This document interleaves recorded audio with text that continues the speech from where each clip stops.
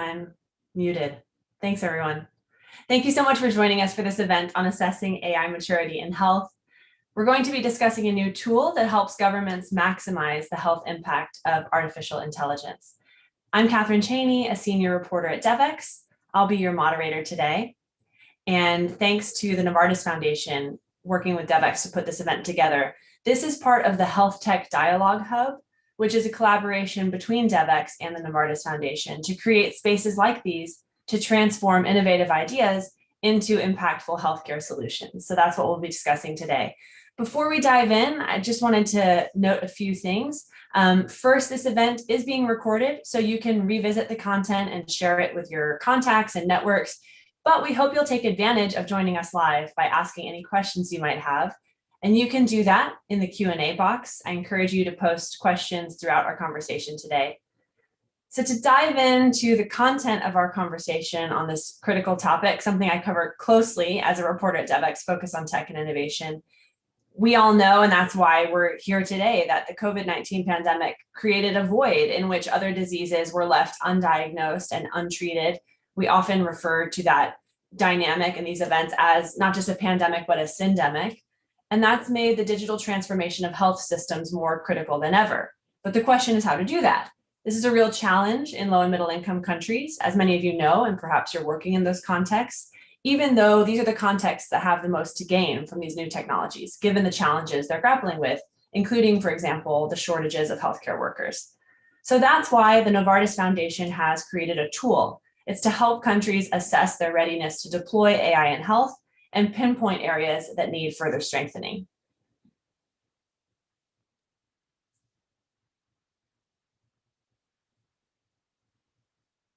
Now I'd like to welcome Dr. Ann Ertz, head of the Novartis Foundation, and Dickie Settle, Chief Digital Officer at PATH, to talk a little bit more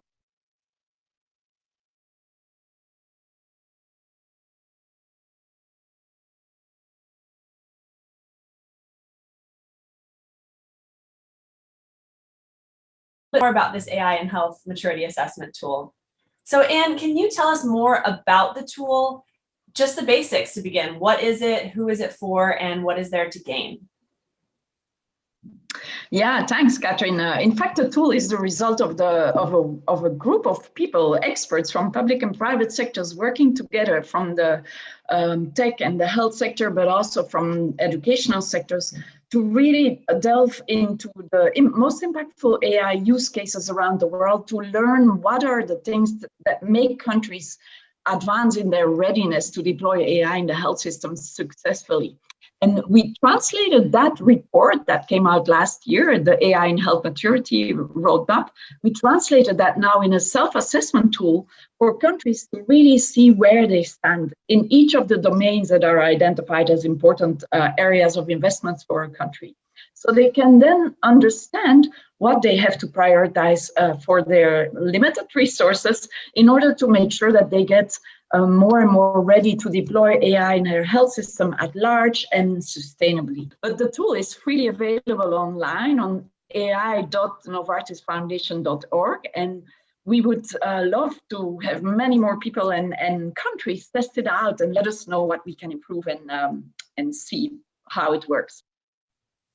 Thanks, Anne. So as you mentioned, the tool is freely available online, and yet I know you're also partnering with PATH to very intentionally roll out this AI maturity tool in priority countries. So that brings me to Dickie. Dickie, can you comment on what it looks like to determine those priority countries, and what are some of the big challenges you anticipate in the actual rollout? Thank you very much, Catherine. And we here at PATH are very proud to be supporting the first use of the AI and Health Maturity tool. As Anne was just describing, this tool allows countries to assess the enabling environment for using artificial intelligence, and PATH will be working with country stakeholders to complete this tool, both directly and indirectly. In some cases, PATH will work directly with these stakeholders to complete the self-assessment and support governments and other stakeholders understand the results and define next steps. In other cases, PATH will promote this tool among key stakeholders and encourage them to complete the assessment tool without direct support. As you noted, selecting countries is always a complex task for the first rollout of this tool. We're looking at countries where PATH and the Novartis Foundation have existing relationships, where we or our extended network of partners can make immediate connections with the right stakeholders. However, that is only one consideration. We also want to ensure that we include different levels of digital health maturity, that we include countries where AI has immense potential for impact in the short or medium term, and that we also include countries that have strong interest in applying AI within their health systems. Great. I want to go ahead and zoom in on what this looks like. And actually, earlier we mentioned the Broadband Commission report on digital and AI in health, and it outlines 6 areas for AI maturity and really emphasizes how these 6 areas are interdependent. No single one can be prioritized. And I assume your tool very much follows that model. But let me just quickly outline these 6 areas for our audience because I found them very useful. So the 6 areas would be people and workforce, data and technology, governance and regulatory, design and processes, partnerships and stakeholders, and business models. And while I know that you can't look at one without the other, I wonder if you can just help ground this in an example for us. What does this look like? What's an example of how AI really has to be pursued in this cross-cutting way? Either of you can jump in on that or both. You want to jump in, Anne? Yeah, thanks, Catherine. Yeah. So in fact, all of these 6 areas are equally important if you want to be ready with for AI in your health system. If you have the right infrastructure and a perfect database, for example, but you don't have the people skills or the skills in your health workforce or your tech workforce to do the data analytics or to really use the results of the analytics afterwards for translation into action, it doesn't help either. Or you have perfect data and infrastructure and you have the digital skills available, but you don't have broadband connection and you cannot even have data sets combined or talking to each other to compare. That's also not useful. Or another example is that you don't have the right partners around the table because no one can do this alone. In fact, you need really strong partnerships to roll out AI solutions in your health system. And if you miss the partners who can assure that you scale a fantastically developed new innovation, then you won't get to scale either. And in many of the countries where we are working and where Pat is working, Dicky as well, it's usually the government that has to be one of the partners. So that's a sine qua non in most of the countries to at least advance on the readiness for deploying AI in health. Absolutely. I know there's a big emphasis on champions in government, which we'll learn more about in our panel discussion in a moment. Dicky, anything to add in terms of helping us understand how these 6 areas are interconnected and what that looks like on a country level? Yes, Anne said it really well. And really, it's true for all digital interventions, but especially more advanced technologies like AI. These technologies are only successful when they consider the entire enabling environment. And the 6 areas of AI maturity really articulate well the complex and interconnected environment needed for long-term success. Because these areas are interconnected and complementary, it's important to consider all of them together as well as each one separately at each stage of development and intervention. Let me give you an example. This one is from Myanmar when using an AI tool to support the diagnosis of tuberculosis. The introduction of that tool was paired with training for health workers, the digital skills that Anne spoke to so well. It also required strong partnerships with the government, but also with private sector partners to ensure the technology worked as expected and to address any challenges that arose during its implementation. It speaks to that governance and regulatory process. Further, once a diagnosis is made using an AI tool, patients need to be connected with treatment services. So really needs to be integrated into the existing health system so that data can be recorded in the patient's health record. It's not simply about supporting more rapid and accurate diagnosis of tuberculosis using AI, but also getting patients the treatment they need. And that requires connections across the health systems and also oftentimes further than that. Thanks, Dicky. Really useful example. And I want to just understand, for these priority countries you're working to identify, or for any countries or leaders from countries who might be watching this conversation and want to express interest, it sounds like countries kind of move along a spectrum. And I know it was described in that report as exploring, to emerging and activating, to an integrated ecosystem for AI in health. So when you look at, you mentioned tuberculosis in Myanmar, when you look at the potential of this tool in a context like Rwanda, which we'll hear about in a moment in our panel discussion, what is an example of a strategy? I mean, every context is different, of course, but what are some strategies that you've seen work effectively in a low and middle income country context that, there might be lessons for other countries?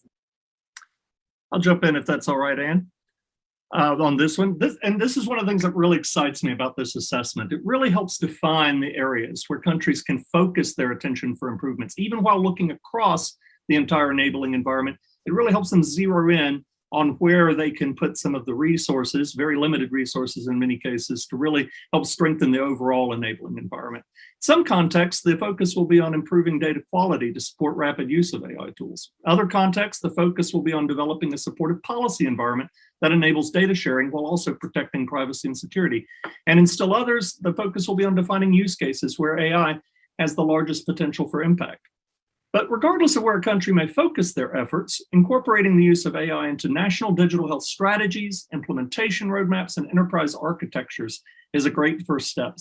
These essential governing structures for digital health are critical to align partners and define a vision for health in the digital age. Ensuring AI is represented in these structures will also help guide their long-term development and success.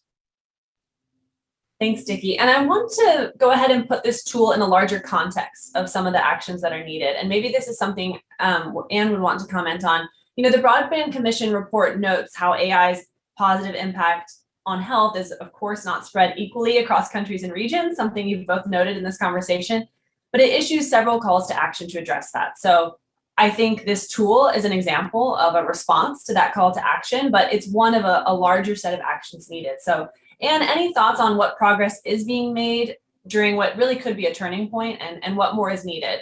Kind of putting this tool into a larger context again. Yeah, I think the tool comes really at the right moment because COVID and the whole pandemic has really catalyzed the way health systems look at data and digital solutions for improving their delivery systems and prevention systems. And I find that there's much more openness in governments now to really consider the importance of data in their decision making and being interested in using data-driven insights and analytics for allocation of resources or planning of their interventions. So we've seen with COVID that acceleration has really already brought us to a higher level than it was a year before, for example, and we can really leverage that now with this tool. If countries look at it in this way, it will help them move from this exploratory phase to the last readiness phase or maturity phase. For example, you can better prioritize if you use data. You can split your complex problems up in very small, relatively realistic problems that you can address with some simple data. And all of that really is already a result from the COVID pandemic, because during COVID, data and digital were saving lives. We've seen so many examples where data were used or were not available in time for decision makers who took the wrong decisions or the right decisions, but too late to contain a pandemic. So data is crucial to deliver health and care around the world now. And there's this openness we have to leverage with this tool as well. Thanks, Anne. And Dickie, I'm curious, PATH is working on a number of different interventions and partnerships in this space of leveraging digital, leveraging emerging technology for global health outcomes. And for this to be a real turning point in terms of AI for health, and for the benefits of AI for health to be more equally distributed, as Anne was mentioning, what more do you think needs to happen? Of course, you want to see countries come on board with this tool, but in terms of the larger context of actions that are needed, what more do you want to see? Thanks, Catherine. Honestly, I think we need to go bold. We really need to reconsider our sector. And there's still so much of a challenge with thinking of digital and thinking of even data applications as bolt-on to existing global health. And really, we need to no longer be thinking of health and digital as separate things to be fit together in an uneasy alliance, but really rather focus on the future of health itself. What does health look like for these countries in a digital age? COVID-19 has changed our relationships to digital technologies in all aspects of our life, and will inevitably change what normal looks like in the future. It already has. Our present doesn't look like it did just a couple of years ago. And so normal is going to be completely redefined. The health sector is absolutely going to be leading the charge in this. Telehealth has became very important for many over the last year, and distance learning for health workers when they no longer come in a room for training or for their continuing education, providing updates on the ongoing pandemic and many other ways. These technologies are increasingly essential. Through this process, it's become clear that digital health and health are the same thing, that health systems can no longer exist without the support of digital technologies. Digital health, I'm going to use air quotes here, it's no longer about the use of digital tools to address specific health system needs, but about creating more resilient health systems that meet the needs and expectations of individuals and communities, while also anticipating and being ready to respond in more effective ways to the health emergencies to come. Thanks, Dickie. Well, we're about out of time. Quickly, any final thoughts or calls to action from either of you? I mean, I'm sure it's check out the tool, but anything to close with? I think it's really important what Dickie was saying, and you need to think about health in a different way, and our systems have to move from being these reactive care systems, waiting for people to get sick, to become proactive, predictive, because they can be predictive now, and ultimately preventive, so that they keep the populations they serve healthy and become true health systems. I think this opportunity we have to grab, and I invite all countries to have a tryout with our AI and health maturity assessment tool online, and let us know what you think about it. Does it help you, or where can we improve? So that would be really helpful for us, and I'm very grateful for the opportunity. Thank you. Thank you, Anne. Thank you, Dickie. With that, we're going to move into our panel discussion. We'll hear a little bit more about what that progression looks like on a country level, and looking forward to following your progress on this tool. Thank you both for taking the time. Thank you very much.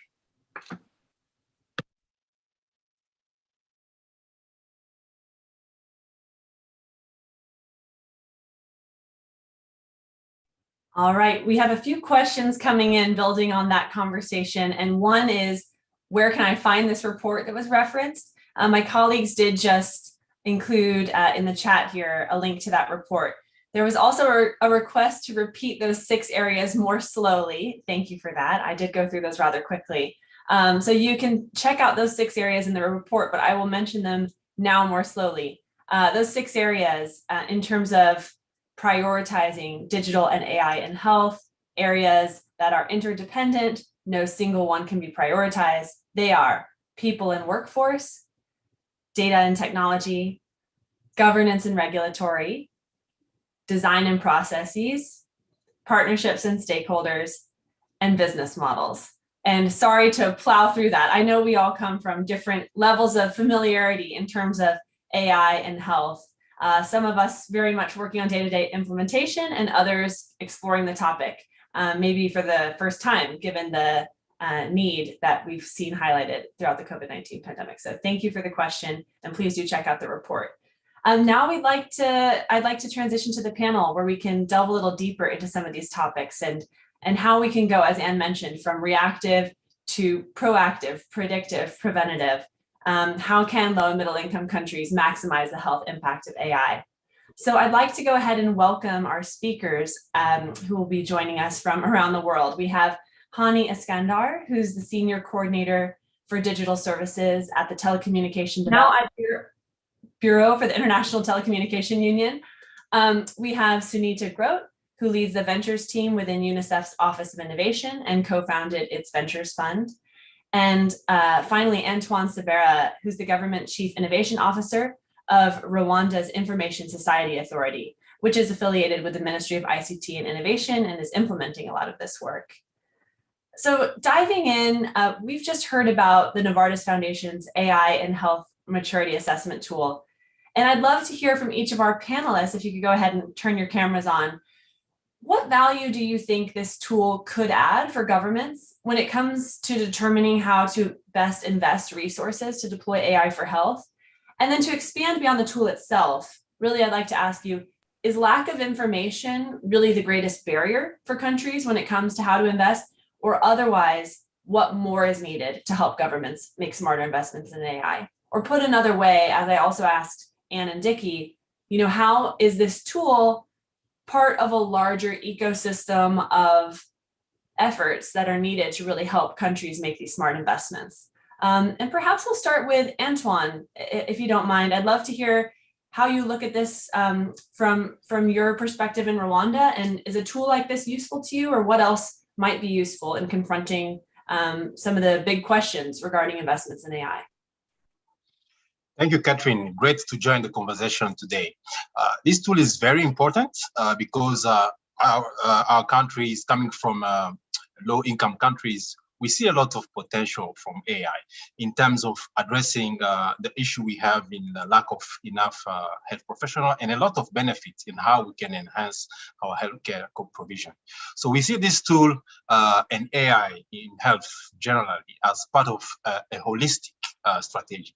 And this starts by having a clear vision whereby we define our roadmap in terms of what we want to achieve in terms of digital health and where AI actually fits.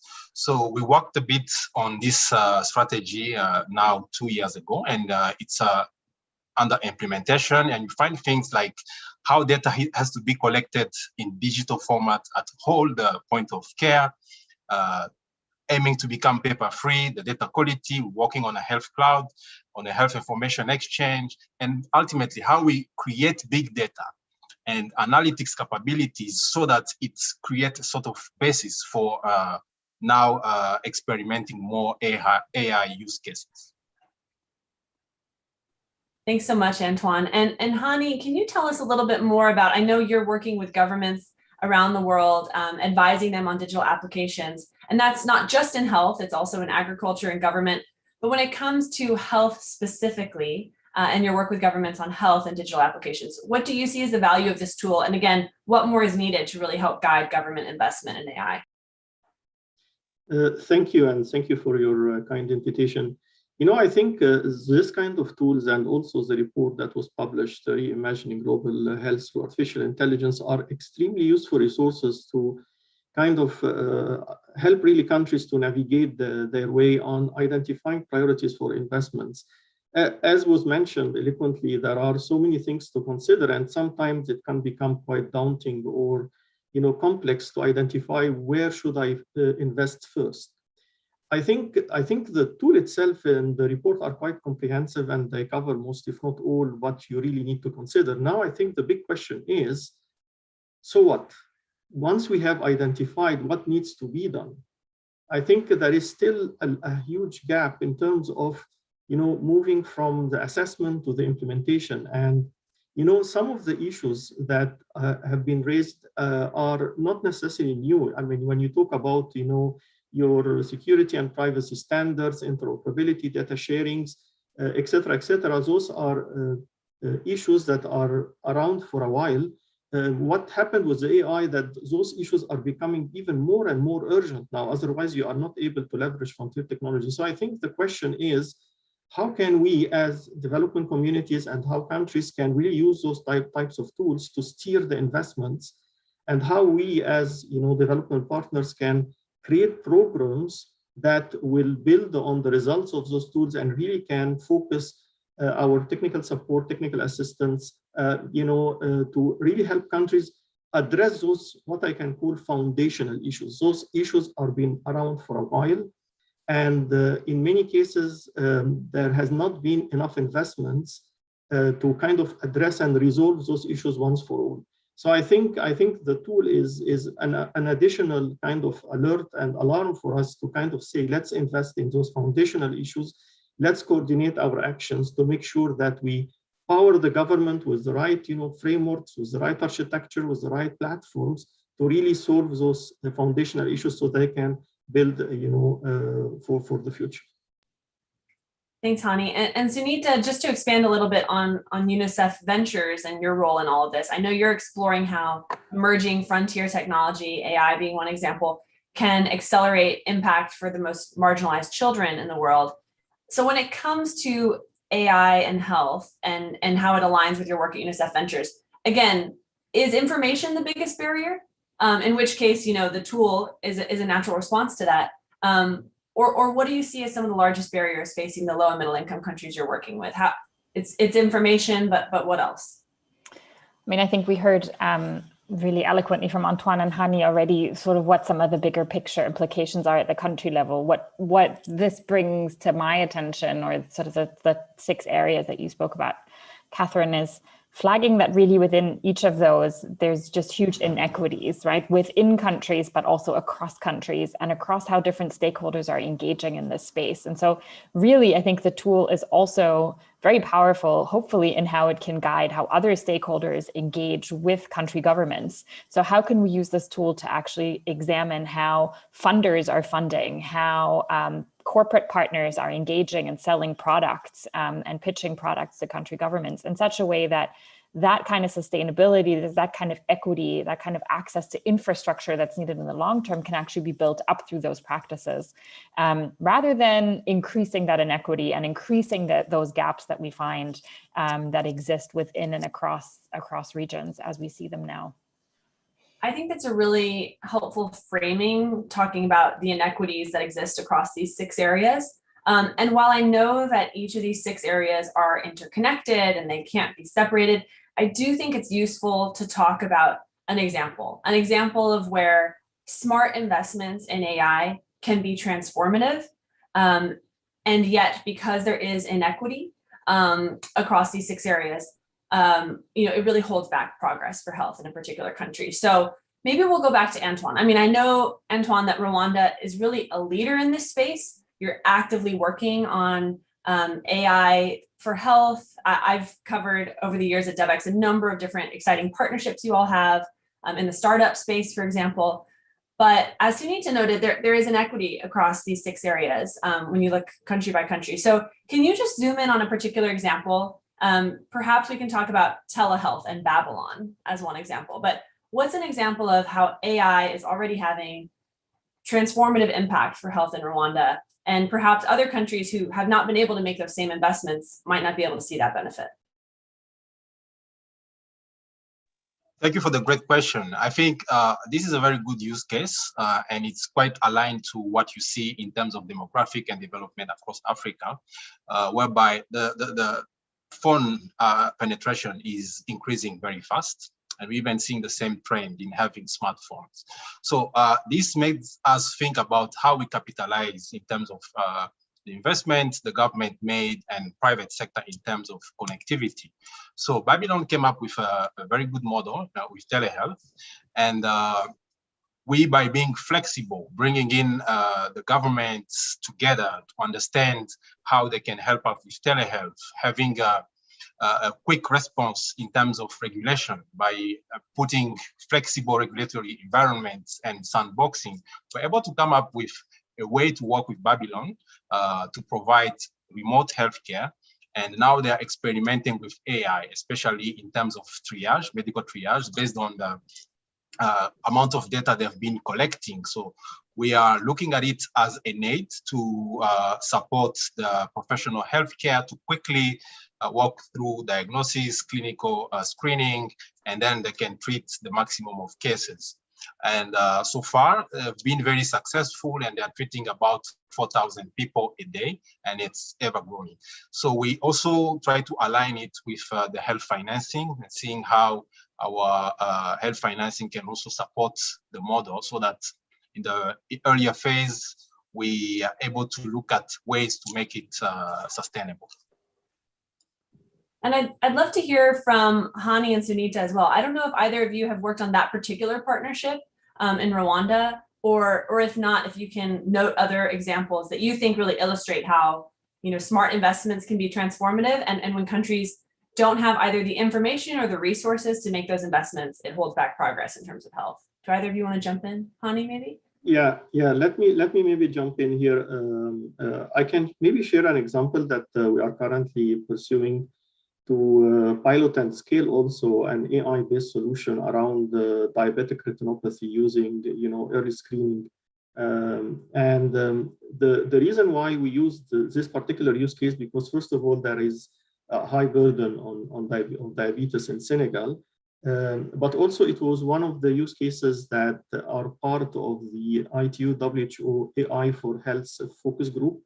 And for those who are not aware of this group is really trying to work on the benchmarking of AI algorithms according to some use cases. So we felt it's extremely important that we make sure that those types of algorithms have been gone through some quality assurance, some benchmarking to ensure that they are not biased, and there is some validation and also evidence that is generated. So when we've been implementing these types of AI-based solution, immediately the 6 elements pop up that has been mentioned in the report and in the toolkit, and I can mention a few of them because they are really important, because you will figure it out very quickly that the technology is just one piece, but there are so many things. Just to give you an example, that for example, one of the issues that we've been facing is to say, okay, you have used those AI-based solution to kind of early detect, any type of issues in the retina because of, diabetic complications. If you are not able to provide some referral or follow-up for patients, then this solution will not have the desired impact.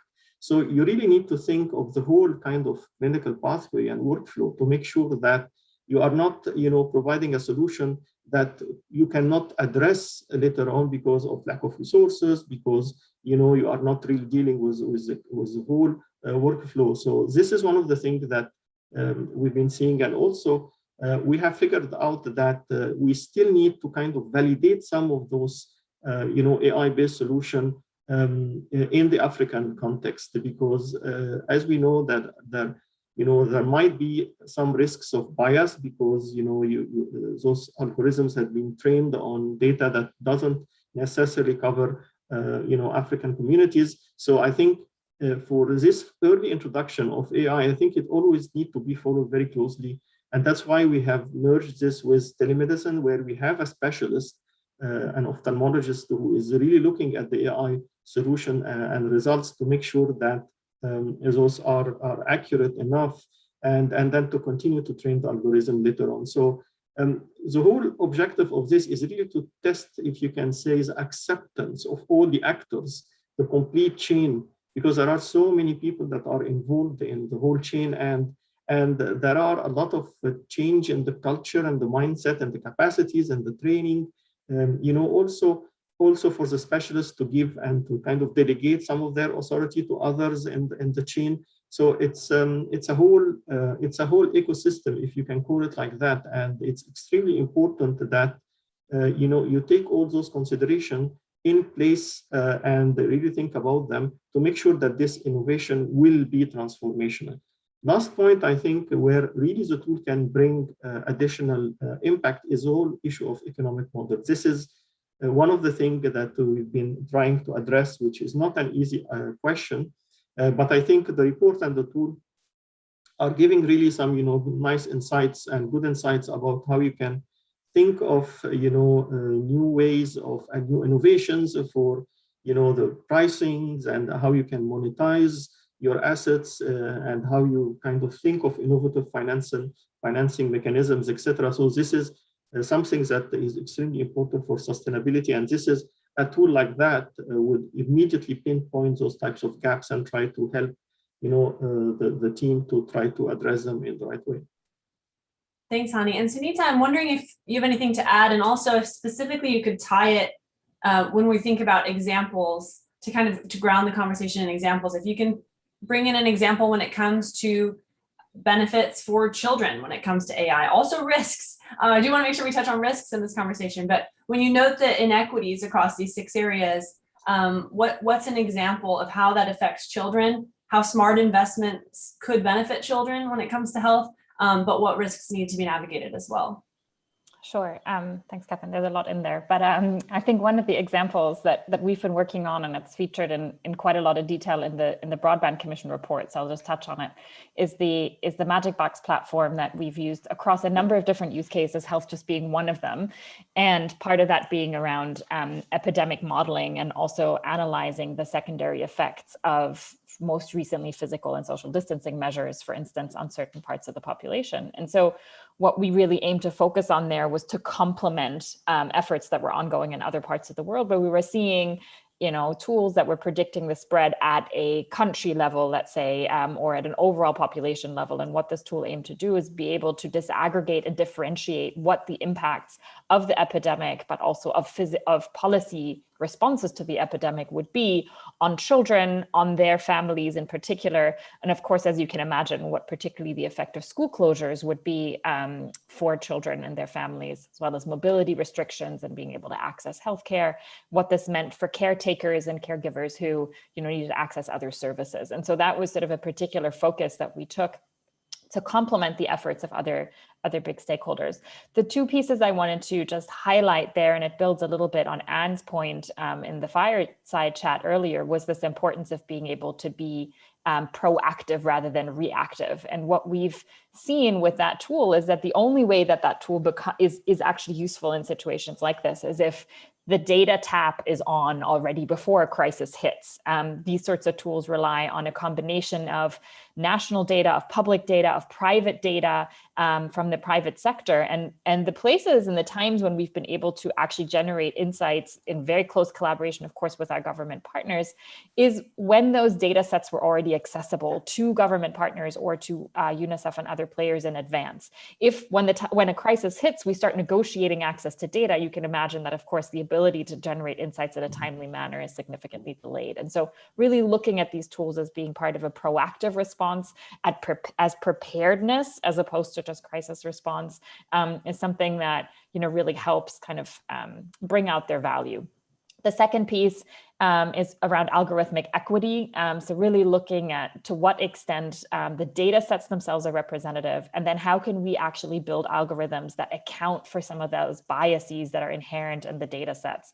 So if we look, for instance, at, mobility is obviously key. If you want to predict the transmission of disease, for instance, in the case of COVID, but that data is generated. So if we use mobile phone records, for instance, is generated in a very disproportionate way by the richest quintile of any population compared to the lowest. And so how can we actually design algorithms that take those inequalities and that lack of distribution into account, rather than just relying on what the data tells us in terms of volume and distribution in and of themselves. And so those were two key pieces that were able to increase the value of that particular tool in terms of the value it could add to a health response, in this case, a pandemic itself. Really helpful, thank you. And we have some great questions coming in, which I'm thrilled to see, so keep them coming. I want to go ahead and go to a question that's specifically directed at Antoine, and it's similar to a question that I was hoping to ask. So I'm glad to have it come from an attendee versus from me. But this is from Ruth Lute Makala, and she says, Antoine, one of the speakers touched on the importance of engaging stakeholders like in-country governments, ministries of health, for example. And the question is, from your experience, what is the best way for an AI company to approach government leaders, get an audience with decision makers like yourself to make the case for AI solutions? How interoperable are various personnel that sit at different levels and departments within government bodies like the Ministry of Health? So I actually had a similar question for you. And again, I'm glad to have it come from someone who's attending this event, which is essentially how to engage. I'm based in California, where there are a lot of tech companies who have already been working with the Rwandan government on AI solutions for health, who are interested in doing so, and who are wondering how to do so. But I'd also add, how do you make sure that it's obviously something of interest to the government and of benefit to the population you serve? You want to make sure that there's not fragmentation, right, of all these solutions across the country. So how do outside companies engage, and how do you prioritize, really, is one thing I'd love to know. Thank you for the great question, Ruth, also for asking that. Rwanda, we position ourselves as a proof of concept country. That's actually at the core of our economic model.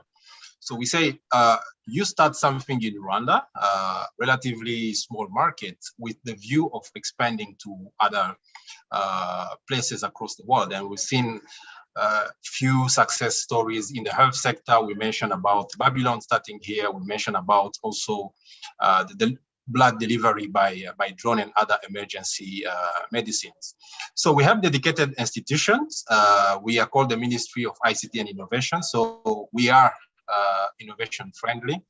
And specifically to the health sector, we have a digital health committee, which has a steering committee that is chaired by the Ministry of Innovation and the Ministry of Health. And also at the technical level, we have really a team that supports this kind of innovation. So I'll be even glad to share my contact with Ruth, so she can feel free on the way to contact us. So we are keen to see more innovators coming to Rwanda, trying new things. We have a proactive government. We have identified priority areas.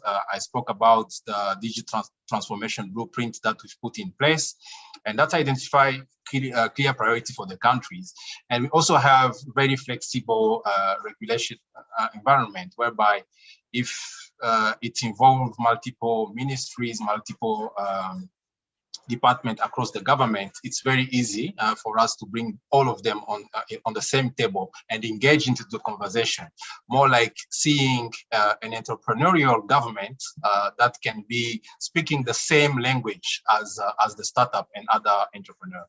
That's how we position ourselves. So we have great interest to look at innovation and new things that people would like to try out. Thank you, Antoine, and thanks for the offer to connect separately. I love when that happens at events like this. Thank you, Ruth, for the great question.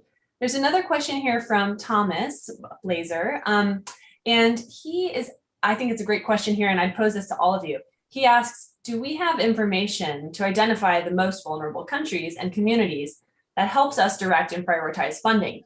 How can we connect the most vulnerable with funders and philanthropists? So earlier, we heard from Anne and Dickie about the work that PATH is doing to identify priority countries for this tool. While it's available to anyone, it's freely available online, it's prioritizing countries. And I'm sure part of that equation is, which countries are the most vulnerable, have, the most to gain or perhaps the most at risk, depending on what happens next with AI for health.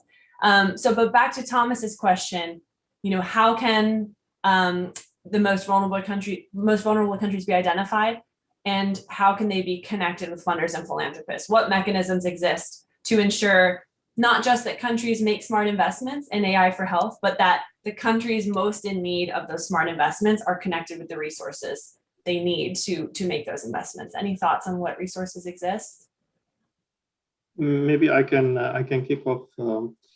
I think in general within the UN there are some categories of countries that are prioritized by the UN, like for example, small island development states, the SIDS, and the least developed countries. And there is a special even office within the UN that deals with those with this category of countries.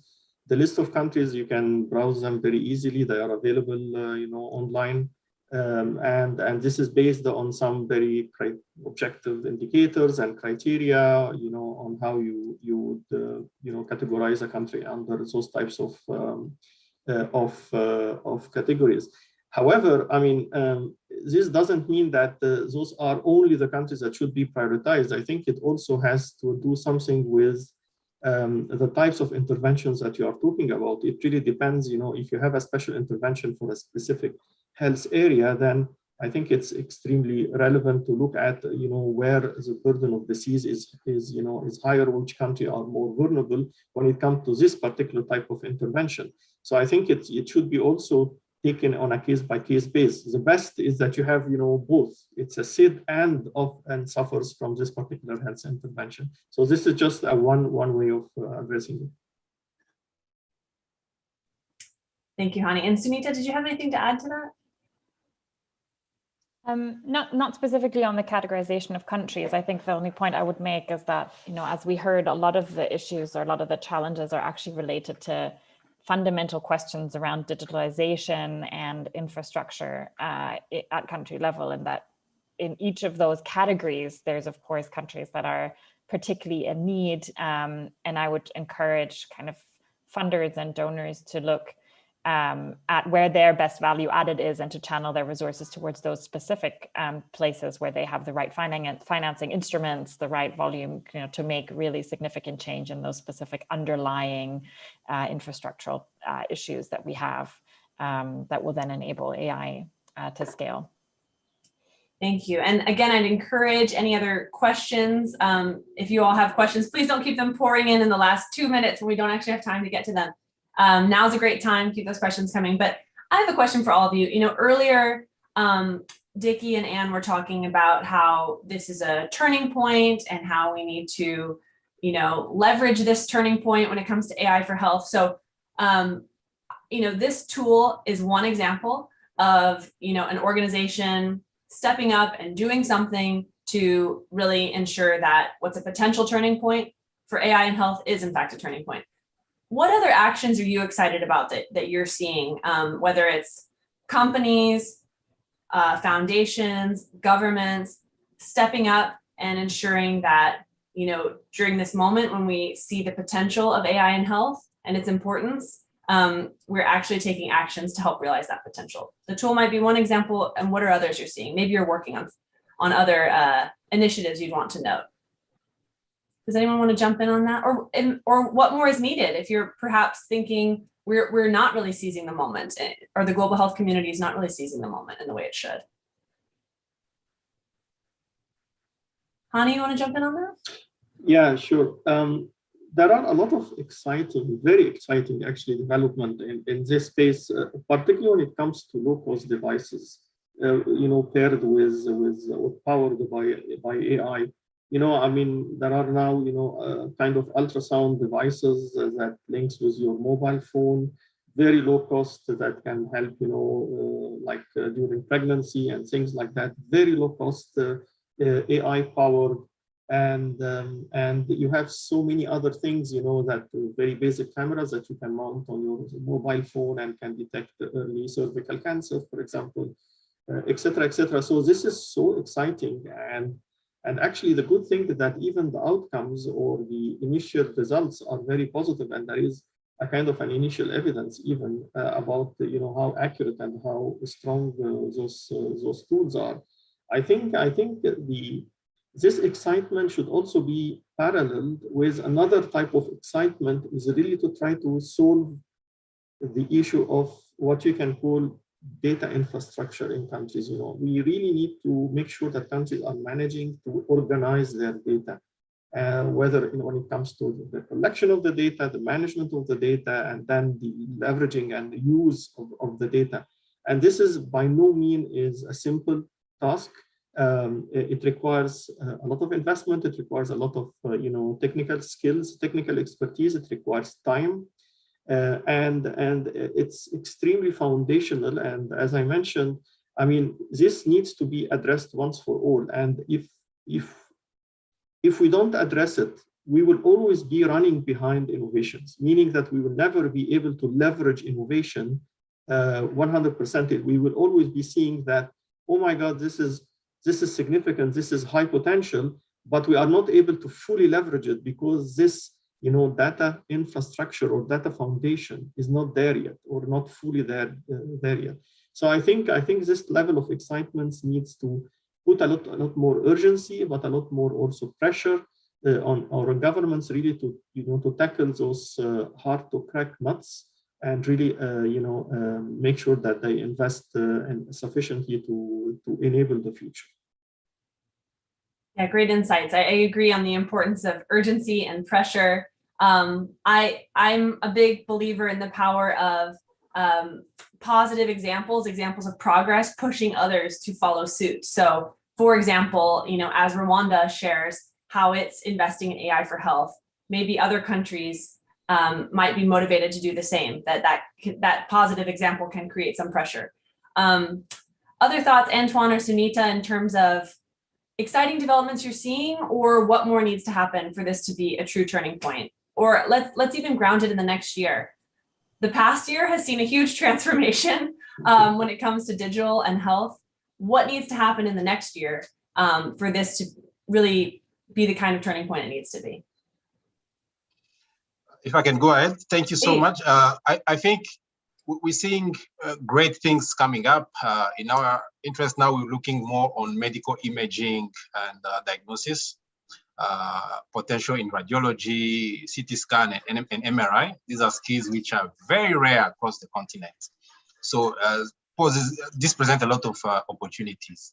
So in terms of having a breakthrough, I think one step is already there. We have this tool that has been published and a clear steps that can inform government and other decision makers. But we still need to do a lot of education at different levels, the decision makers. We still have to address, as Hani said, the foundation, the bedrock. Where is data? How do you collect it? How do you get less and less paper over time?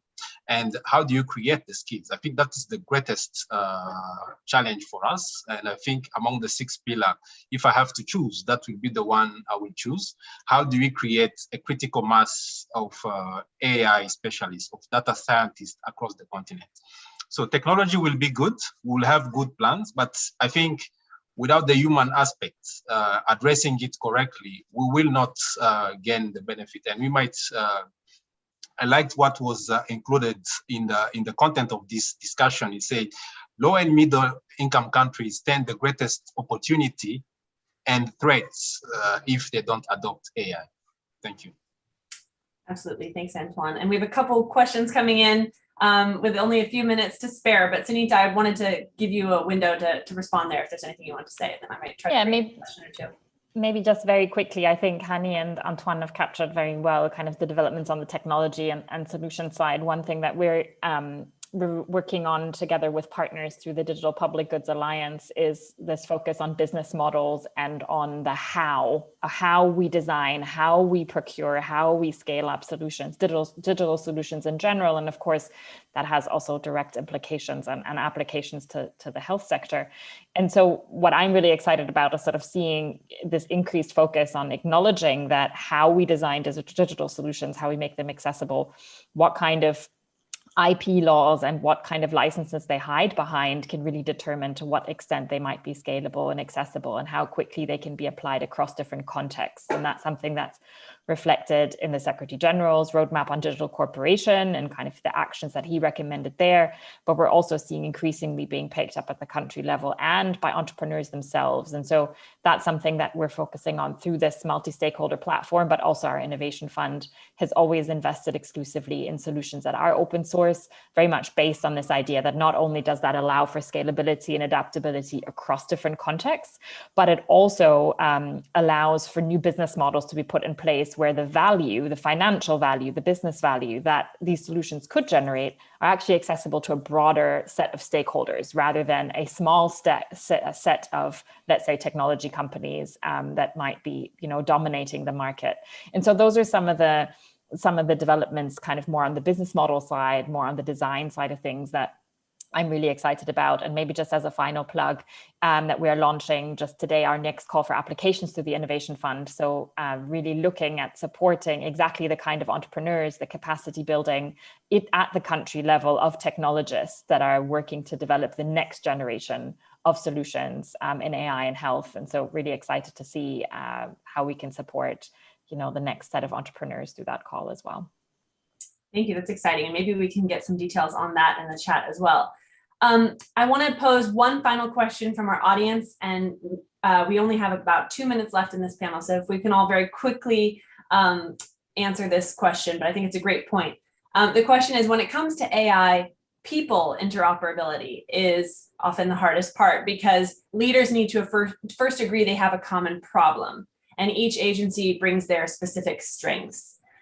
So we talked about data interoperability. I love this point on people interoperability. And it gets to what Sunita was just mentioning about the how. So I suppose, we've talked about this report, we've talked about this tool, but ultimately what a lot of this comes down to is people and partnerships, incentives and tough decisions. So just to close very quickly, if I could come back to each of you with a call to action for the people in this virtual room, one thing you'd like for them to maybe do differently as a result of this conversation. So maybe I'll start with Antoine, if that's all right, just very briefly. Yes. I think the most important thing would be the commitment of the leadership. Having all countries committing to provide the best healthcare to the citizen by using the potential of AI. People interoperability comes from the commitment from the top leadership of the country and bringing everyone together toward the common goal. At least this is what has been working for us. I would believe it can also work for other people, but we have to be cautious of the relative development of every country. But that will be my most important takeaway. Thanks, Antoine. Hani, we'll go to you next. Yeah, no, I think one last message about people interoperability is that we need to kind of think of the language that we need to use to really unpack what's AI really, and really to make it something that everybody understands, because to some extent, particularly decision making, they don't really understand what is it exactly, and more importantly, what are the risks of it as well. And they might think, this will replace professionals and it will, create harm and affect the doctor-patient's relationship and things like that. So I think we need to adopt a more accessible language, really focusing on the outcomes rather than on the solutions. Thank you, Hani. I agree, and that's something we will be following at Devex. And finally, Sunita, just any final call to action for this group?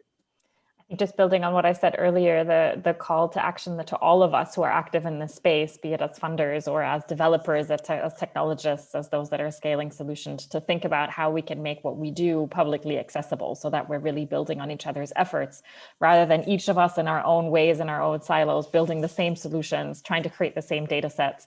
And there are safe ways to share and to make accessible training data sets as well as algorithms. And so how do we do that in a way that we're really building on each other's expertise and experience through creating public goods?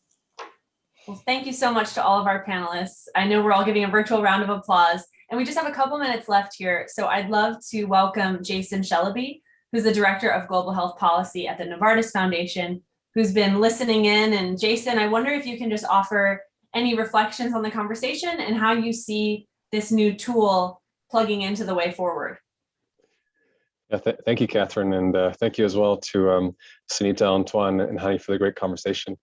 A couple of things did left the mark on me. I think, again, to Vicky's point around digital health being a bolt-on to healthcare systems, and we need to just rethink how we're in the system, in the era we're in, right? Where how can we reimagine healthcare in a digital age, right? And this kind of notion of how do we go from reactive healthcare systems to proactive ones. I think Sunita again touched on this, that those countries that were better equipped with the right data infrastructure and right policies were able to kind of better react to the current crisis.